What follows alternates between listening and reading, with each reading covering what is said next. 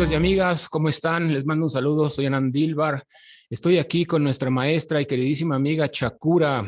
Ella es la que nos viene a compartir su trabajo, su experiencia en este taller que llamamos Primal Transformation Process. Y es el trabajo con el niño interior, trabajo con los asuntos de la infancia. Tenemos una gran dicha de tenerla aquí cada año en Vision Quest.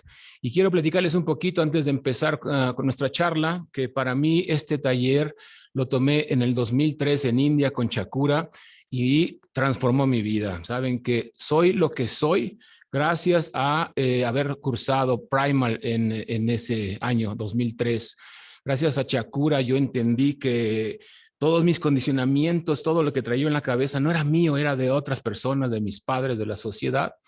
Y pude hacer cambios profundos, ¿no? Tanto me inspiró su trabajo que yo decidí traerla aquí con nosotros, con la gente de México y ponerla accesible. Yo tuve que viajar a India, mucha gente tiene que viajar a Italia, a Israel, a Rusia, a otras partes a tomar este trabajo y ustedes lo tienen aquí a unos cuantos pasos, ¿no? En Vision Quest. Entonces quiero darte las gracias, Shakura. Muchas gracias por tu trabajo y por este amor con el que haces las cosas, ¿no?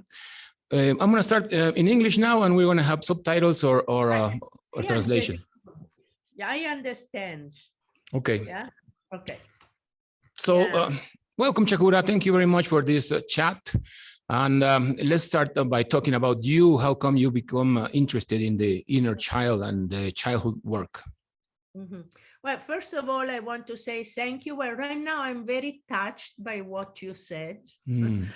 And thank you for being here and for having this wonderful place, Vision Quest, where I've come for so many years. Yeah. So, and where I'm bringing this work, the primal transformation process. So why I got into it?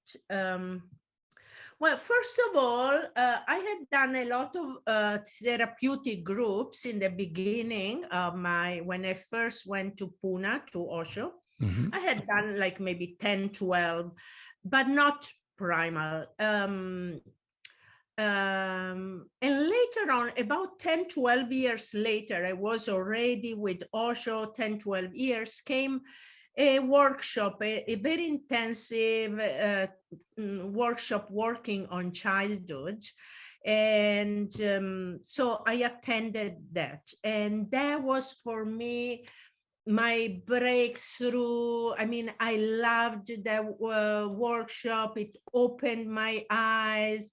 I discovered I was carrying things inside that I didn't think I had. I thought I was already spiritual since 12 years, meditating. Mm-hmm. And all at once, I opened doors in my unconscious, inside myself.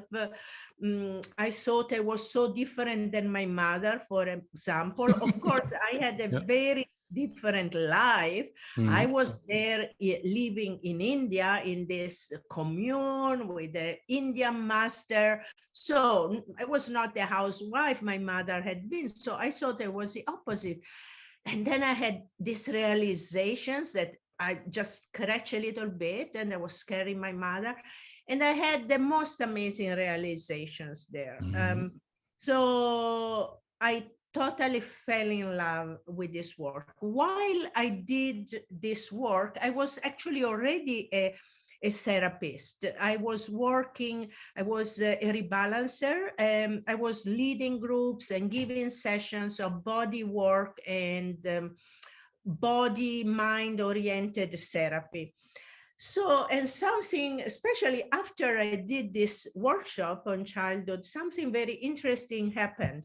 That my session, so rebalancing is a deep body work that goes deep into the fascia, the tissues, with and the concept behind is that the tensions comes over some pain that we carry, and it's not just physical pain, it's emotional pain. So in rebalancing, as there is an opening up, a lot of emotions come up. and memories, because all the past is carried in our body.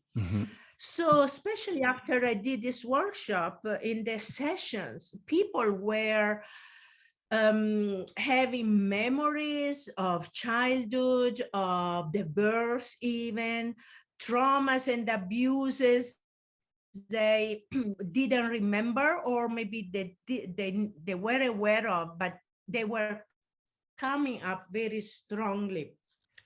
So I was dealing in the moment with the people going through all this pain from the past, from childhood, that was arising in the bodywork sessions. So then when I had the opportunity to learn this work, there were some trainings. I did some trainings, and I immediately felt that was my passion, my love.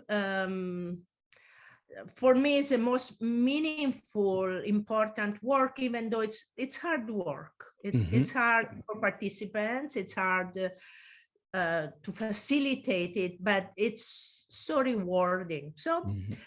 So I slowly dropped that body work and moved on fully into primal in 95, I think. You remind me of my own process. You know, that when I went to Pune, to India, and I met you and I did this work on 2003, I was already trained as a therapist. I was already giving workshops myself, and I was completely unaware of many things. You know, I have done therapy, you know, talk therapy, and when I did this work, I find out that I did. I was just scratching the surface.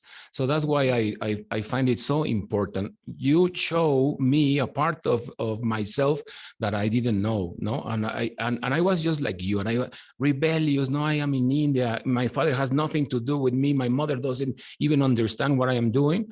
But I was carrying them in me. Everywhere.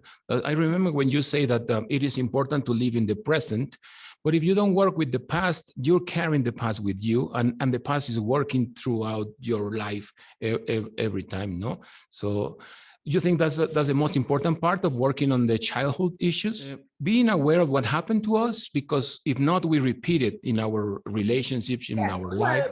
One thing is being aware, yeah, and so that's like a eye opening, no? The awareness, that the realization.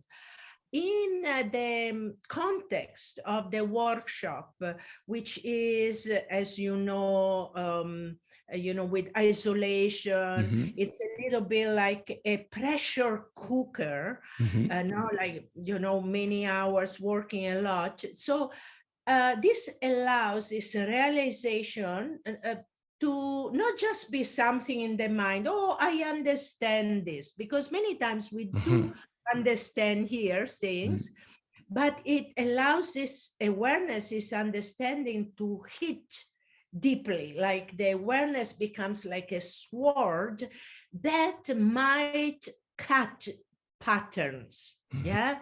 That it's like this strong light, like a flashlight, that allows us, or even later on in life, to become aware when old patterns come up, like, oh, no. And this is because in the workshop we have this intensity, yeah. So it's understanding and more.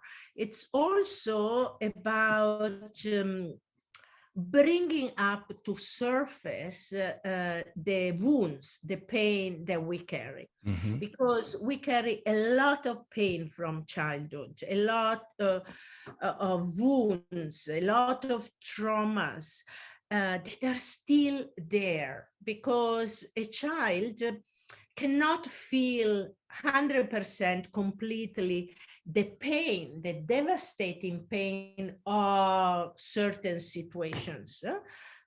So nature provides us with natural painkillers, that somehow push down in the unconscious some of the pain. It's like when we have a headache, the body is feeling the headache. It is happening in the body, but we don't feel it.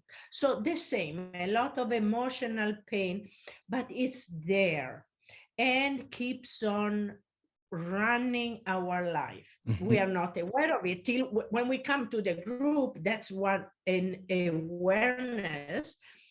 But then it's not only about awareness, it's also about feeling the pain. And by doing so, that the pain that is like a cancer inside comes out, gets released. I was talking the other day to someone. I was talking about the people, for example, that got adopted, yeah? And many of them grow up thinking, oh, it's okay. I got good foster parents, adoptive parents. It's okay. It's not okay. There is a deep wound. It's so big and so deep that people most of the times are not aware of it. But it's there. It's like a cancer. It provokes a lot. It affects people's life. And so we need to bring that pain up. And when it comes up, it's like immediately there is a sense of release of something that was there that finally comes, gets transformed, evaporates from the system. I remember how intense it was for me, and now I understand deeply why we have to go so deep into our suffering, into our hurts, into our wounded children. No, because I want to tell the people that it was incredibly intense, this work. No. Even though I was doing my own workshops and having therapy and whatever, I never experienced anything so intense, but I felt protected. That's what friends, and I want to say about Shakura, she creates a space where you can feel protected, you can feel safe, no? Because there's a structure and there is intensity. But I love this intensity, Shakura, since I met you, and also all other work in the Osho groups. They're so intense.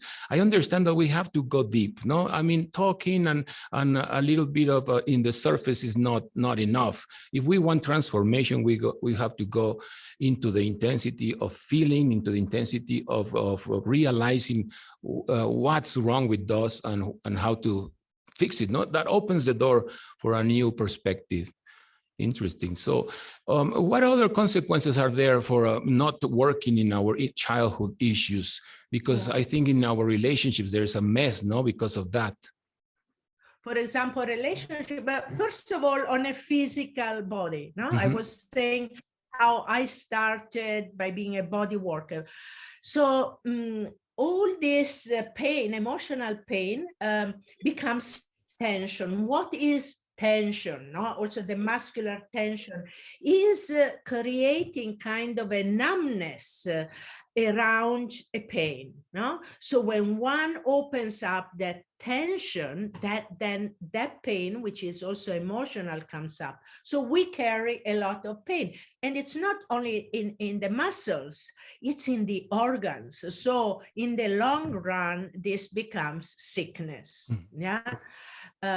So that's one way. Then another consequence is like the pain is there. And what is pain? Pain is also repressed anger, no, from childhood, repressed fear, repressed sadness. In order to keep it in this state of unconsciousness, not to feel it, a lot of energy goes there constantly to push it down. We are not aware of it, but this energy that could be used for being creative, joyful, many things, it's used for this. And sometimes this is not enough. The pain wants to come up. So then we use substances to push it down. So that's the cause of addictions. Yeah. all kind of addiction. What is addiction is either using substances or certain behaviors in order not to feel the pain. Yeah. And why we don't want to feel it? One thing is, like, since childhood, as I said, automatically we learn to step out of pain, because at that time was really too much for a child. But then we have learned this pattern. Yeah. And we always, when pain comes up, we do anything not to feel it. And so this pain grows because we keep on, the pain attracts situation that provoke it again and again. So you asked me the consequences in relationship. That's a cause of the disaster of relationships. I think everybody knows what I'm talking about. Sure. No disaster. Yeah, the falling in love is the hope unconsciously. I say it's our inner child. We can say in the unconscious, there is this longing, this desire to finally meet someone that has the characteristics of mother and father, but that this time will treat me good, will give me what mommy and daddy didn't give me, they will not reject me, they will not abandon me. So we keep on looking for this kind of people, and we find them. They appear. Now we are not aware that we don't do it consciously. No. Yeah? And so we always find people that that touch again our wounds. Yeah. Now it's not necessarily a negative thing. It is in 99% of cases, because then people are stuck there. No, like I had a distant father that didn't give me his presence and his love, and I find a man which also is the same, but hoping this time to change him. Yeah. Trying all the strategies. This time I'm gonna have a different outcome. And he also has his story with me, no? He also, and if two people are stuck in this way, it's a disaster that 99.9% of people experience in relationship. But relationships are a natural, workshop, no? Yeah. It's like in the workshop, we open up the wound. The partner does it without much effort when the honeymoon is over. Now, if the two people have brought some awareness and they can use this to work on themselves and really grow in love instead of falling down in this kind of disasters. So there is it's fundamental. I can't imagine a relationship going well if people don't work constantly and they have not done the first work in the workshop of their childhood. People become children again when they are in relationship, right? Yeah, it was very clear for me. It was always demanding, it's always throwing tantrums, always a child relating. And I think that you say that when we start a couple, we have the best intentions, no? We want to be great friends, great parents, great lovers, but we come into the relationship with this luggage, with this baggage in our backs, and it comes out. You know, when you talk about it in the workshop, you make it so clear. People understand it perfectly. How is it that the inner child is ruling their lives and their relationships? No, making a mess. When we want to be happy, the inner child is making always a conflict and a problem. That's great. Can you define the inner child? What is your definition of inner child? Well, this is a little bit complicated because there are many aspects of the inner child. Mm-hmm. Yeah. The aspect we work the most in the primal group is a child of the past. Mm-hmm. Yeah, the wounded child. We also start looking at the strategies that the child learned. Because we learned in childhood strategies to survive, no? Like, I don't know, closing off, or eating, or fighting back, or disconnecting, dreaming, very, very primitive, no? Childish Mm-hmm. strategy. Mm-hmm. And many times in life now, we are not aware, and we are in the same strategy that we learned at age 1 or 2 or 5. No?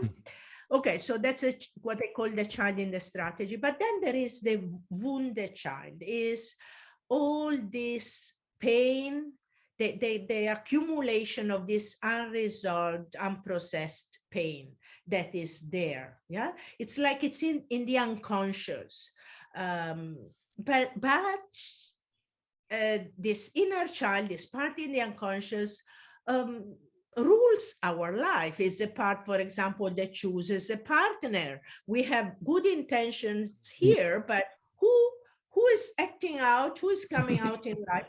That's the child. Yeah. For example, now a parent has good intention, wants to be a good parent, and then finds himself, herself, many times hitting or screaming, scolding the child, and then repents. No, why did I do that? No, I didn't want to do it. I decided I want to be a good parent. Mm-hmm.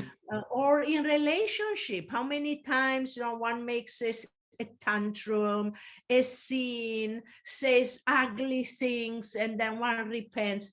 It's not what I call the adult part. Is this inner child, is this unresolved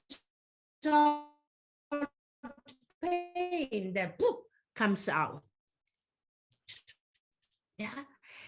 So, an interesting thing that I had noticed immediately after I worked on my childhood, it's like this opening the eyes. You recognize in yourself, but also in others, when they're doing things not conscious, but unconsciously, still for mother or for father. No? And then you I don't know, the eyes open. No? How many times a person is a child, is the inner child taking over? No? Also, the person getting in the restaurant and playing all big guy that wants the waiter and everybody to acknowledge him and give the best table. That's a child. Say, mommy, unconsciously. Look at me. Say, mommy, daddy, look how important I am. Please, please see me. Now, everybody is still a child.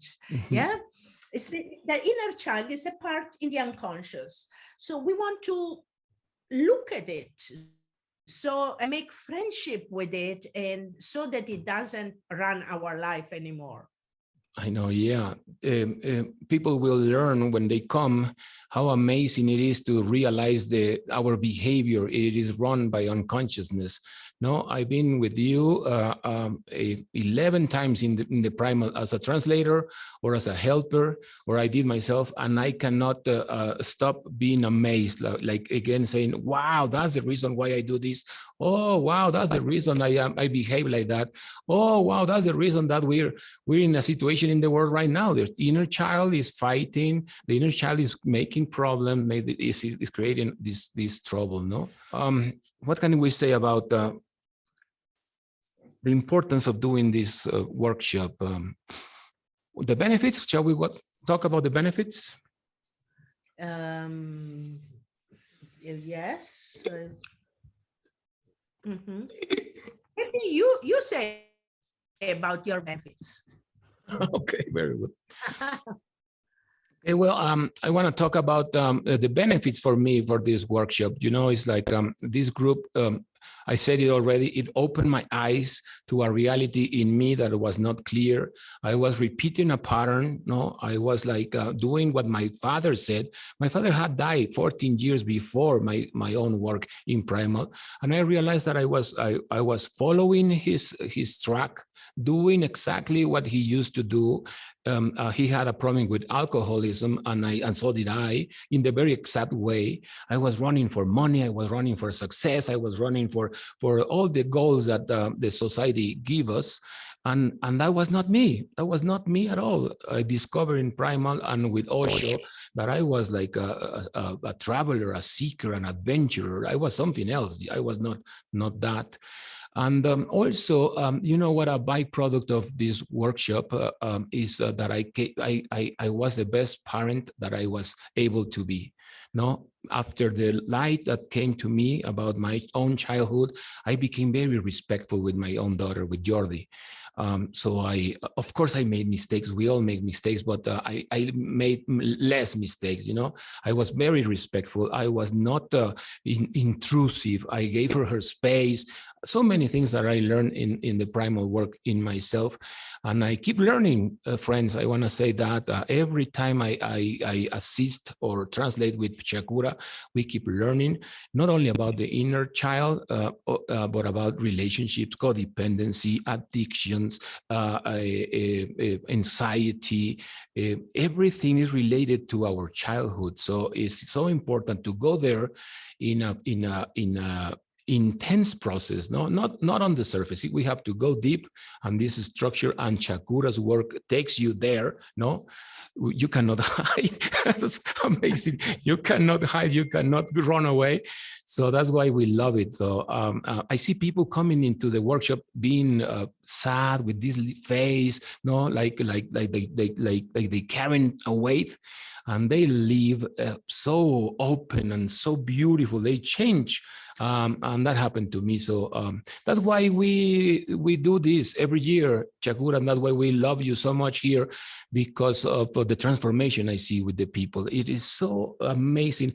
You know, I want to talk about people that come and help. The people that did the process come and help, and they do it out of love because they change their lives so completely. They're doing so well that they want everybody to do well. No, so it feels you can sense that in the group, that love for the work that you do, and how beautiful it is, the transformation that people go through. So that's amazing.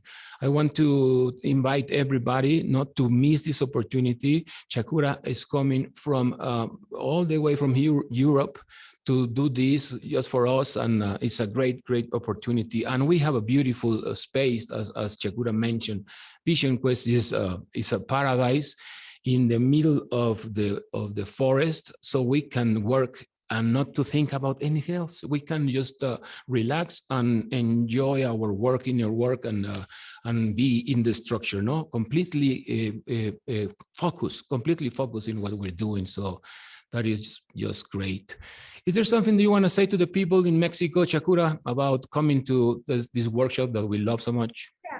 Well, what I was thinking now when you said that, how important this work is for parents. You mentioned being a better parent, because everybody wants to be a better parent, but then they're not able, and they said before, no?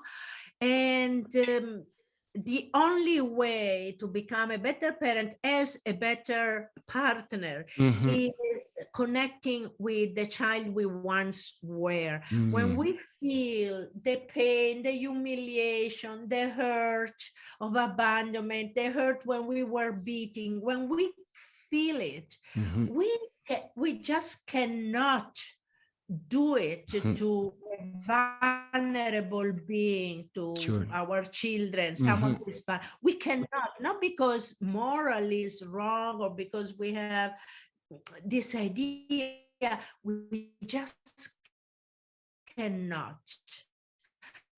And so it's so important for parents to do this. So I love Mexican people, and I love them. You know, I work in many countries. I've seen many people with different conditioning, and Mexicans work in a very beautiful way. Huh?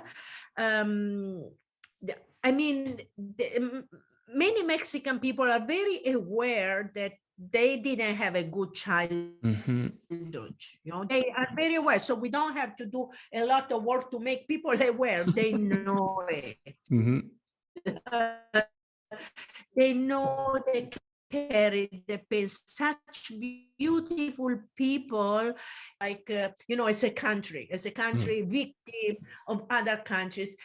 And so, but in the same time, they're so innocent, so full of trust, and so open that their work reaches a depth and the transformation which is incredible. Yeah, I'm amazed how good Mexicans work with me here in this work, how well they do.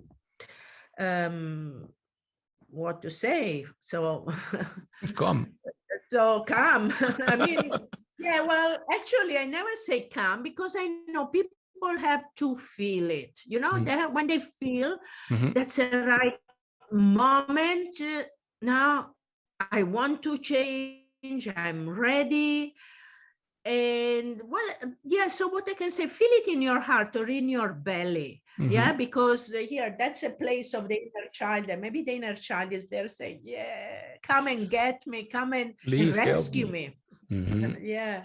That's great. So yeah, let's. I was thinking about telling people who needs to do this work.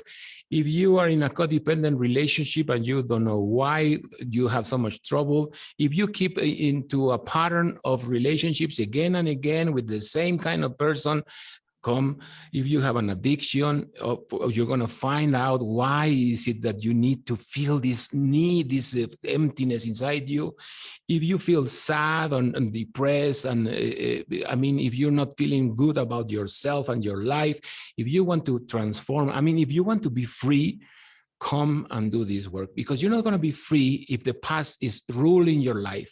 If there is an inner child with a big wound, with lots of necessities, with lots of needs, telling you what to do, that's not freedom. That's just like a robot, victim of the past.